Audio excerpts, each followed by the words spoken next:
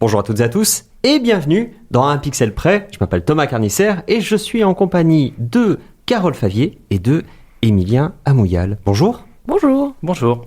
Alors, cette fois-ci, ça faisait un petit moment que je pensais à faire cet épisode-là parce que on se retrouve un petit peu dans des... on vide un petit peu les vieux dossiers. Vous savez, quand on fait de la place sur un ordinateur, je suis tombé sur une conférence, rassurez-vous, je ne l'ai pas effacée celle-là, une conférence d'un ancien directeur technique de la société Framestore qui se trouve être quelqu'un qui a travaillé à la fois quand il était chez Disney sur Tarzan, à la fois quand il était chez Framestore sur les films Harry Potter, sur les films Marvel, sur Blade Runner 2049, entre autres, parce qu'il y avait Gravity, il y avait pas mal de choses, et notamment avec pas mal de moments, puisque c'était le directeur technique sur la 3D, et également sur le fameux passage de la 2D à la 3D chez Disney, dont on pourra reparler, je pense, dans cette émission.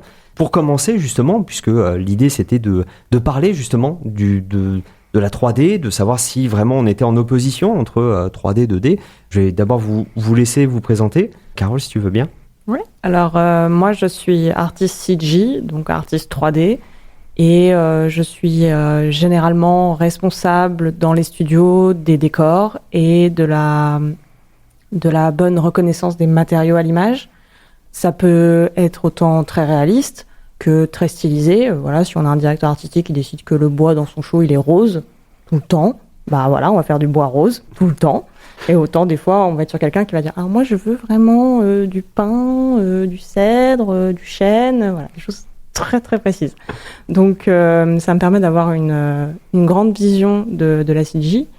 Et voilà, en gros. Et maintenant, je suis responsable en fait du département dans le studio dans lequel je travaille, donc Superprod. Donc je j'aide à superviser tous les projets d'un point de vue artistique et technologique. Et je me retrouve beaucoup à discuter avec d'autres départements, qu'ils soient 3D ou 2D. Et Superprod, est-ce que tu peux nous donner quelques idées un petit peu de production, les dernières ou potentiellement celles qui sont annoncées ? Ouais, bah là actuellement on est très content puisqu'on est en train de réaliser, de produire le film Astérix, le prochain qui sortira au cinéma. Donc je peux pas en dire beaucoup, si ce n'est que c'est réalisé par Alexandre Desboyans. Et en tout cas on est très très fiers. Ça devrait sortir en 2026, on espère. Et ça s'annonce très chouette. Et on a aussi produit beaucoup de séries d'animation pour Netflix, Warner, mais aussi des choses françaises avec TF1, France TV. On travaille avec aussi un studio italien et maintenant un studio au Luxembourg. On est vraiment présent sur le territoire européen de façon très large. Et en France, on a 2 pôles qui sont Paris et Angoulême. Oui, donc c'est quand même, mine de rien, une société qui est plutôt bien installée finalement. Oui, on est plutôt un gros groupe parce que moi je parle vraiment après là, de Superprod Animation, mais il y a d'autres Superprod qui sont soit liés au tournage, soit liés à la gestion de musique, de vente de droits, beaucoup de gens que je ne connais pas, on est quelques centaines quoi. J'aime beaucoup le quelques centaines. Oui, à la louche, ça dépend des mois avec les intermittents. Oui, en plus, et selon les projets, c'est assez impressionnant. Bah, du coup, justement, je me tourne vers toi, Émilien, parce que on parle d'intermittents, potentiellement de renforts indépendants. Toi, du coup, tu travailles en 3D en tant qu'indépendant ? C'est ça. Moi, je suis diplômé depuis peu. Et maintenant, généraliste 3D, donc on va me demander une mission ou en soutien quelque part et je vais venir aider. D'accord. Et alors là, tu t'es appelé 3D généraliste ? C'est ça. C'est-à-dire que je vais toucher, parce qu'il y a plusieurs, thématiques qu'on va pouvoir toucher dans la 3D. Et en tant que généraliste, on touche un petit peu à tout pour pouvoir aider en fait en fonction dans les équipes. Si par exemple pour le texturing on a besoin de texture artiste ou pour de l'asset, de l'objet, ou des personnages, de l'animation, un peu tous les types d'activités qu'on va pouvoir trouver dans ce milieu-là. Alors je vais commencer avec une question très très simple, d'accord ? Mais pour être sûr, au cas où, si jamais il y a des gens qui ne connaissent pas du tout le domaine de la 3D, le domaine de la 2D, c'est-à-dire vraiment l'animation classique d'un côté ou l'animation en 3 dimensions, est-ce que vous qui êtes artiste 3D, ça veut dire que vous savez aussi faire de la 2D ? Ou déjà, on ne parle pas du tout de la même chose ? Alors, il y a plein d'avis sur le sujet. Il y a des gens qui disent qu'il faut absolument savoir faire de la 2D pour pouvoir faire de la 3D. Il y a des gens qui disent qu'il faut connaître des bases et le langage de la 2D pour faire de la 3D, et il y a des gens qui pensent qu'il ne faut pas connaître de la 3D. Enfin, de la 2D, pardon. Et en fait, toutes ces personnes-là ont raison, puisque ça dépend des corps de métier. Il y a des corps de métier qui vont être liés de façon plus franche à la 2D. Mais en fait, ça reste des médiums qui ont leurs propres défis techniques. Et il y a des choses qui sont une tannée à faire en 2D et qui ne le sont pas en 3D. Et l'inverse existe aussi, heureusement. Et c'est pour ça que c'est très complémentaire. Donc moi, ma réponse là-dessus, elle est très nuancée. C'est essentiel d'avoir un vocabulaire commun avec tout ce qui va être de la 2D pour qu'on se comprenne déjà, ne serait-ce que dans le travail, sans non plus chercher à jargonner, parce que nous en 3D on est vraiment, et je pense qu'on va le voir dans cette émission, on est vraiment plein de jargon qu'on sort tout le temps sans s'en rendre compte, et puis les gens nous regardent un peu bizarre, on fait ah oui, il faut que j'explique. Et donc ça c'est un enjeu aussi pour nous de communication au sein de studios par exemple, ou même comment est-ce qu'on parle à un directeur artistique qui généralement vient de la 2D. Qui se retrouve à gérer un show 3D et on lui dit « Et là, le lighting, tu penses qu'il faudrait qu'on rajoute une Dreamlight ou plutôt qu'on voit ça en comp ?» Le mec, il peut avoir des doutes sur son existence à ce moment-là. Donc, on est là pour accompagner tout ça et pour être au service de l'image, surtout. Voilà. Après, il y a des départements, je pense à tous ceux qui font les effets spéciaux de nos jours, où il peut y avoir pas mal de bases de données qui sont utilisées. Et en même temps aussi, si on fait de la recherche 3D fondamentale, non, on n'a pas besoin de savoir faire de 2D, quoi. Ouais. Donc, si on parle déjà de 3D artistique ou de 3D entièrement technique, parce que ça existe aussi dans nos studios, des gens qui ne font vraiment que de la 3D très technique. Et là, pour le coup, on a plutôt intérêt à ce qu'ils sachent ce que ce sont des matrices et tout ça, des vecteurs et des choses qui, moi, me donnent mal à la tête aussi, malgré tout. Donc, voilà. C'est vrai que c'était notamment Weta qui... si vous avez vu le premier Avatar, les mechas qui sont utilisés, les robots, en fait, Weta, quand ils ont conçu ces robots-là, ils les ont conçus en réel. Sous-entendu, s'ils les envoient à un constructeur, bon, évidemment, il y aura l'énergie qui manquera pour que le robot fonctionne, mais en fait, mécaniquement, tout est fait, quoi. Donc, c'est un peu des bourrins. Et effectivement, ça va être une question personnelle pour Emilien. C'est, tu es artiste 3D généraliste. Est-ce que tu fais de la 2D ? Et sinon, qu'est-ce qui t'a motivé à faire de la 3D plutôt que de la 2D ? Alors, à la base, moi, je suis parti dans l'école pour pouvoir faire de la 2D, du dessin, parce que je dessinais beaucoup. Puis j'ai découvert la 3D, et je me suis plutôt amélioré en 3D, et j'ai peut-être perdu... Je ne suis pas aussi talentueux que certains artistes vraiment 2D. Je pense que c'est pas obligatoire de savoir faire de la 2D, pour pouvoir faire de la 3D, mais c'est toujours un plus, ne serait-ce que pour comprendre les volumes ou savoir visualiser ce qu'on a besoin de faire et avoir des références, travailler avec des références pour savoir, par exemple, le méca dont tu parles, que ça fonctionne ou non en prenant d'autres mécanismes qui puissent être cohérents en fait sur ce qu'on fait et savoir ce qu'on fait. Donc c'est pas obligatoire, mais je pense que c'est un gros plus. Oui, ça va vraiment servir de modèle finalement pour la 3D. Mais du coup, ça pose une question aussi, c'est pourquoi utiliser de la 3D ? Pourquoi pas faire simplement que de la représentation 2D ? Alors évidemment, nous on parle jeux vidéo, donc forcément il y a des jeux, on a besoin de tourner autour de l'objet, etc. Mais typiquement, cette conférence-là sur laquelle j'étais tombé de Christophe Messelin, il parlait de Tarzan. En fait, les lianes étaient faites en 3D. J'étais tombé sur... c'était un Ghibli, Princesse Mononoke, où le monstre tentaculaire est fait en 3D, alors qu'en fait on est censé être sur un film d'animation 2D. Qu'est-ce qui fait qu'à un moment donné on bascule de l'un à l'autre ? Le coût. En fait, historiquement, la 3D s'est invitée dans ces grands studios 2D que tu cites, donc le Disney donc des années 90, 2000, Ghibli, etc., pour faire des tâches d'assistanat. Tout simplement parce que oui, animer des lianes en 2D à l'époque à la main, on est encore sur de l'animation papier, l'animation 2D n'a pas encore été numérisée, chose qui arrivera 15-20 ans plus tard, l'ère actuelle à laquelle nous sommes, et ça coûtait beaucoup moins cher. On peut aussi citer le cas de Spirit à DreamWorks, qui a exactement aussi des lassos dans le film qui sont faits en 3D parce qu'animés en 2D, ils n'avaient pas envie, les animateurs déjà, et ça coûtait énormément de ce qu'on appelle des man days donc des jours-hommes, et c'est comme ça que nous, on quantifie le travail. Et c'est vrai que si on a une technologie qui arrive et qui nous dit on peut faire ça en 2 fois moins de temps, on est une industrie comme les autres, on réfléchit pas trop. Et après, c'est comme ça que la machine, on va dire, s'est lancée. Et après, il y a eu le coup de force de Pixar en 95, où ils ont sorti le premier Toy Story, et ça a marché. Ça a très très bien marché au cinéma. Et tout d'un coup, en fait, la 2D est devenue désuète visuellement. Ça, c'est quelque chose auquel on ne peut pas y faire grand-chose quand le public décide de changer de goût. Et c'est comme ça que les productions 3D ont repris le devant de la scène, en arrivant ensuite avec des gros, on va dire, des blockbusters, quelque part de l'époque. Par exemple, on peut citer Réponse, et de Disney. Et voilà, en fait. Donc, et maintenant, on réassiste à des choses en médias, on va dire, mixés. On peut citer bien sûr le Spider-Verse de Sony, qui mélange beaucoup de 2D 3D, mais on a aussi beaucoup de productions 2D qui sont revenues sur le devant de la scène. On peut citer Klaus de Sergio Pablos Animation sur Netflix, qui est une vraie pépite. Et voilà, en fait, en gros, c'est de la mode, c'est de la technologie, des choses qui évoluent, qui se remplacent. Et une fois que la 2D est redevenue compétitive, elle est revenue sur le devant de la scène, en fait.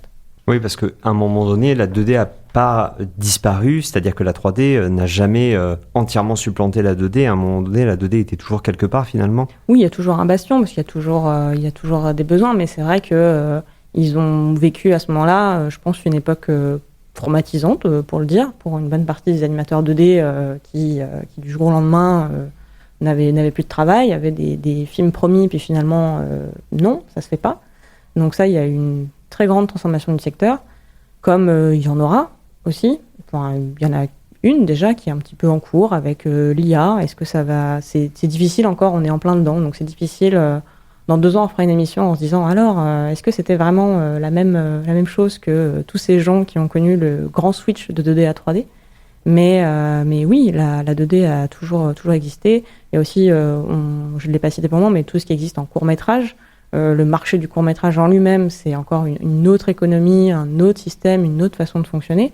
Et là-dedans, la 2D excelle parce qu'elle est souvent plus efficace visuellement et en termes de délai de travail que la 3D. Et justement, par rapport au fait du retour à la 2D, du fait que, effectivement, on a une cohabitation potentielle, est-ce que toi, Emilien, justement, il y a des travaux sur lesquels, en fait, finalement, tu injecte de la 2D où en fait c'est pas exactement tout en 3D, mais en fait en réalité il y a un petit peu est-ce que c'est tout ou rien finalement quand toi tu dois travailler sur une scène ou un objet? Non, on utilise un peu des deux, notamment je vais prendre l'exemple des jeux, de certains jeux. Parfois pour du décor qui va être vraiment lointain, on va utiliser du 2D parce que de la 2D parce que quand on fait un modèle en 3D, on utilise des polygones. Donc vraiment des faces qui vont composer un modèle 3D. Et calculer ces faces-là, ça peut, selon les moteurs d'intégration de jeu, prendre plus ou moins de ressources. Et donc pour un décor qui est vraiment lointain, prendre de la ressource qui n'est pas nécessaire, parce qu'on ne va pas vraiment interagir avec cette zone-là, autant en faire une image qui sera vraiment du coup un seul polygone, avec une image intégrée dessus. Qui est donc du coup, par exemple, si on peut prendre des exemples de jeux comme...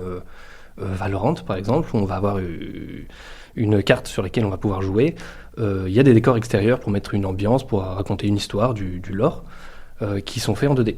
On a la possibilité dans un mode particulier de visiter cette map-là et voir comment elle était faite. Et effectivement, quand on s'approche du fond de la carte, on voit qu'effectivement c'est simplement une image postée au loin. Du point de vue du joueur, ça a l'impression que c'est de la 3D, et en fait, c'est de la 2D. Okay. Donc en fait, ça permet de gagner de l'économie de ressources, tout en la mettant ailleurs, donc rajoutant peut-être des effets, des VFX, comme on appelle, pour que ce soit plus joli, plus esthétique. C'est de l'économie de ressources, en fait, tout en gardant 2 méthodes différentes dans un même projet.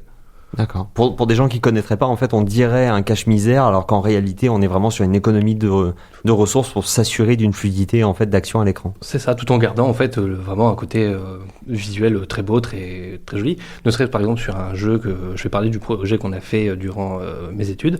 On était dans une forêt Et au loin, il y avait quand même un brouillard un peu ambiant, on voyait des montagnes se dessiner. C'est simplement une image avec le fond transparent et une image de montagne qui apparaît pour donner l'impression d'une silhouette, pour donner du relief à la carte sans qu'elle soit là réellement. Bah du coup, c'est assez intéressant parce que justement, toi, Carole, tu es plutôt du côté animation. Emilien, tu es plutôt du côté jeu vidéo, même si en 3D généraliste, tu peux, Je touche à tout. Ouais. voilà, tu peux vraiment être un renfort. On mentionnait le fait que quand il y avait de la 3D, c'était pas tout le temps de la 3D. On avait notamment, comme tu disais, Emilien, au final, on a un peu du fond, comment dire, ça triche un peu, mais en réalité, c'est pas pour économiser de l'argent, c'est surtout pour économiser des ressources. Quand on joue à un jeu, on a besoin qu'il soit fluide. Et donc, on a besoin d'une fluidité d'image. On va justement économiser sur ce que l'ordinateur, la console doit calculer. Mais effectivement, ce côté d'avoir au loin un décor un petit peu, j'allais dire fake. Oui, c'est un peu ça. Hein, c'est truqué en fait. Ça nous vient du cinéma, du pur cinéma. Il me semble que ça vient d'un truc 1907. Et tu nous disais durant la pause musicale, ça correspond en fait à du matte painting. Ouais, absolument. En fait, le matte painting à la base, c'est vraiment sur le tournage des peintres qui peignaient complètement sur toile ou sur carton, sur bois, des faux décors. On en a vraiment énormément dans les premières versions de Star Wars avant qu'elles ne soient retouchées avec des incrustations CG notamment. Mais on en a aussi dans Blade Runner, il y en a énormément.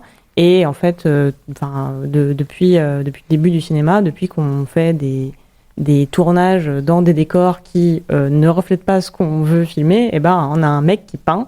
Et c'était un niveau de peinture. Beaucoup de ces matte paintings ont été perdus. Parce qu'en fait c'est du matériel de tournage, donc au bout d'un moment c'est une vieillerie, donc voilà. Et après quand on fait l'histoire du cinéma, on dit zut, ils ont vidé il y a 2 semaines le hangar où il y avait tout, les matte paintings, et ils ont tout jeté à la benne et on n'a plus aucune trace. Parce qu'en fait voilà. C'est des œuvres d'art finalement. Je pense qu'avec du recul, oui, on va se dire on a vraiment perdu quand même de sacrés joyaux, des gens qui peignaient des villes. Et qu'à l'image, on ne les voit pas. Ils étaient aussi aidés par le fait que la pellicule amène beaucoup d'imperfections et donc aide beaucoup à l'intégration de ça. Mais ça reste quand même un travail qui était formidable. Et ce travail a continué d'exister. Il s'est tout simplement transformé avec l'arrivée des outils numériques, puisque maintenant, en fait, on continue de faire ce qu'on va appeler de l'extension de décor, extension set, ou donc du matte painting, sauf que maintenant on l'appelle digital matte painting, du DMP. Et c'est vraiment en fait ce que c'est-à-dire qu'on a quelqu'un qui va faire un décor 2D et toujours aussi sur une question de budget, de temps et de ce dont on a besoin à l'image, va potentiellement ensuite projeter cette 2D sur de la 3D très rudimentaire pour apporter un petit effet de parallaxe, éventuellement quand on veut vraiment aller chercher des choses un peu plus fines. Mais c'est quoi un effet de parallaxe ? Un effet de parallaxe, c'est quand au loin les choses c'est un peu compliqué à décrire. Merci Thomas. Quand vous vous déplacez et que vous avez plusieurs lignées d'objets, certains qui sont proches de vous, certains qui sont loin, quand vous vous déplacez sur le côté, ils vont pas tous se déplacer à la même vitesse, mais c'est ce qui vous donne la sensation de profondeur. Je crois que je m'en suis pas trop mal sortie. Oui, c'est très bien. Mais on a aussi beaucoup dans toutes les séries d'animation que vous regardez, la plupart des films, la première chose que vous voyez, en fait, c'est tous les ciels et les nuages. Généralement, si on n'est pas dans un film d'avion où on est dans les nuages ou avec un super-héros en train de voler dans les nuages, les nuages aussi, ils sont faits en 2D. Et c'est aussi pour des questions que c'est plus facile de faire une retake, donc de faire un retour de la part des départements techniques sur quelque chose qui est en 2D plutôt que de se dire alors j'ai modélisé une montagne sur laquelle j'ai mis toute une forêt et en fait il veut que ce soit éclairé de l'autre côté, le réalisateur. Ça peut faire passer des nuits blanches, ça. Donc quand c'est juste une image entre guillemets, parce que je veux pas du tout diminuer le travail des DMP qui pourraient écouter ça, s'il vous plaît, c'est très important leur travail, mais c'est plus simple de faire ce qu'on appelle donc des retakes ou des itérations différentes en mode il y a un coucher de soleil, il y a un lever de matin, il y a un plein midi et tout ça quoi. Ouais, on réessaye plusieurs fois jusqu'à temps qu'à un moment donné on ait le le travail satisfaisant, et c'est là où on a justement ce système d'itération qui est propre notamment à l'animation, mais aussi aux jeux vidéo.